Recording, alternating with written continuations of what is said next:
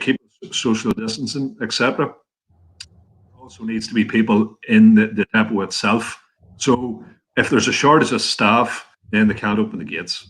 So that's something that has to be addressed, and hopefully that has been resolved and will be resolved, and also take a very fresh look at what's happening in both Newtown and in Hilltown. Also like to mention, and this is a bit of good news, for Bessbrook. As people know, we're all dependent very much today, be it for keeping in contact with our family or for commercial reasons, and even for schooling reasons, particularly at this moment in time. With a lot of now, obviously, kids are off for the summer, but there had been homeschooling. There probably will be, unfortunately, homeschooling after September. So you're very dependent on broadband and a good connection. And there is going to be improvements to the existing. Now, that's nothing to do with 5G or anything like that. There's no application for that whatsoever in this area. This is the existing providers, and they're going to upgrade just to get a faster access to broadband. And I'll just give you a small example. A file that would normally take 7 minutes to download, with a super fast broadband, that'll now only take 42 seconds.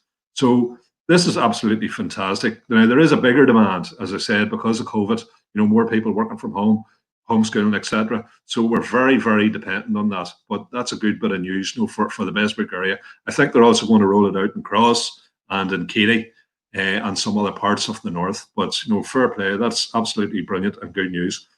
We also did speak last week about the ambulance service, and a bit of we had a meeting with the CEO, and obviously he was given a bit of a briefing on just some of the difficulties.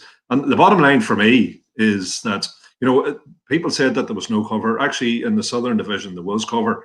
Out of the 10 sites, 8 of the sites were covered. But you need the 10 sites covered. That's the thing. But there was cover, just wasn't enough. And part of the problem is, as always, it's funding. What they need is they need an extra 30 million into the budget to cover the north, and they need an extra 300 staff in order to more or less get us to where we need to be. So that's a big injection of finances. And the big problem is that it's just the way this part of Ireland is. It's still under British rule. The Tories still hold the purse strings. They never tell us how much they suck out of the north with regards to taxes, VAT, etc. But we simply don't get enough back in. And because we don't get enough back in, our services suffer. And that's not just good enough. And you have to nail it and say it as it is. There simply isn't enough money being provided by the likes of the Tories into public services for the people in the ground in Camlough, Bessbrook, and the rest of South Armagh and the north. And we have to stand up and make the demand that they get their act together and spend the money where it is needed. I'm not too sure if you can get this up, Cal, with regards to Creve Rua. I know that they've got their fixtures for the Senior Hurling League up this week, which is brilliant to see. That's people are getting back to some type of normality, and it's fantastic for young people, be it in their late teens, early 20s, just to get back out with their friends, their hurling colleagues, and not just for training, but also to get back into playing matches and stuff like that. For the playing the likes of Carrickmacross, different areas, that are part of that league, and we'll obviously be there to cheer them and support them in all of that. And fair play yet again to the people that manage, the people that coach, the people that mark out the pitch, the players, the families, everybody that shows support for Creve Rua, Camlough. And no doubt the other local football clubs, etc., are doing likewise. What I would like to, and this is to do with the event that we had on Sunday in memory of Cadence McYoung. And I did mention Cadence on a number of occasions. And this was a truck run, and it was in memory of young Cadence, unfortunately, who passed away. But obviously, everybody is still very much clued into the need for funding and for ensuring that other kids or other people in that situation, if we can provide something for them to ensure that they get better, brilliant. And what I was working at it that day with a number of other people from the community association and local people from all over the area. But the thing that I didn't realise, and I know it now, is that the trucking community, the lads and the women who drive these trucks, They really, really are a brilliant bunch of people, and like the solidarity and the support for each other and the support for that family. I must admit, it was just unbelievable, absolutely fantastic. And you can see there, that's something like out of Ocean's 5.5, walking down the road.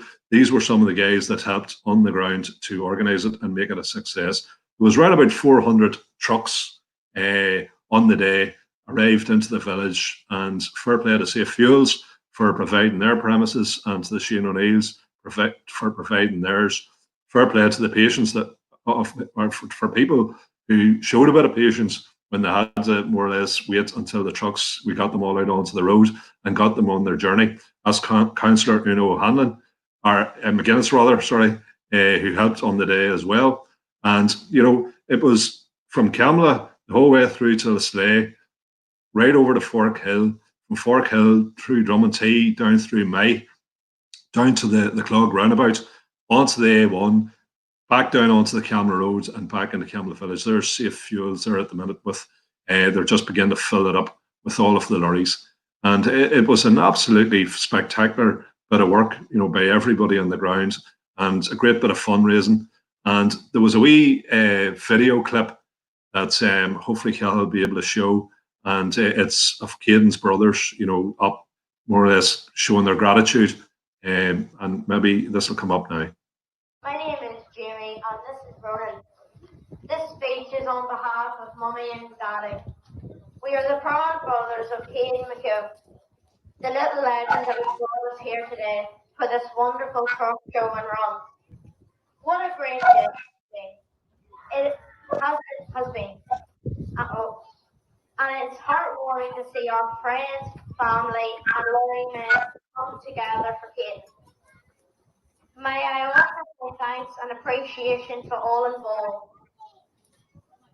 I would like to thank the staff of the Royal Victoria Hospital, the support of the staff, the health specialists, the social workers, and of course the nurses in both haematology and PICU.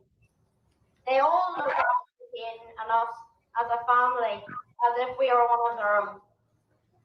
To all our friends and family that has helped us in the past year when Cain was receiving treatment, your friendship, support, love, and prayers were invaluable at a critical time in our lives, and for that we thank you. Special thanks to Dr. Paddy Smith and his team for organising Peter Litton Memory Cadence.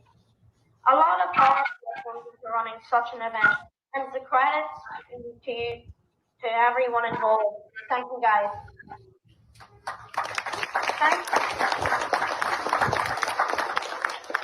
Thanks to all the businesses, colliers, main sponsors, and all the lawyers that support us for the truck run. When Cain was diagnosed last year, our lives were turned upside down. What followed after Cain's diagnosis was the support of network and friends, family, and drivers that supported us financially, spiritually, and emotionally. We really felt the power of friendship and love behind us. As people pulled together to help us through a very difficult time in our lives. Cain had a huge impact on everyone. The little 5-year-old who was intelligent, funny, could sing and dance, talk, play football, and unbeknown to him, melted 1,000 hearts with his beautiful smile and amazing aura. Life doesn't always go on, and when Caden passed away 21 weeks ago, the love and support stepped up a gear. Some of the hardiest men I've ever met has our hearts broke by the passing of Caden. On a personal note, I would like to thank the drivers, my best friends, who around me kept me going with a mixture of humour and empathy. You know who we are. Thank you. And whilst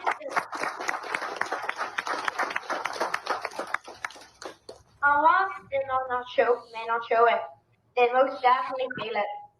To keep a smile and Caden's memory alive, we'll be launching a project in the coming weeks.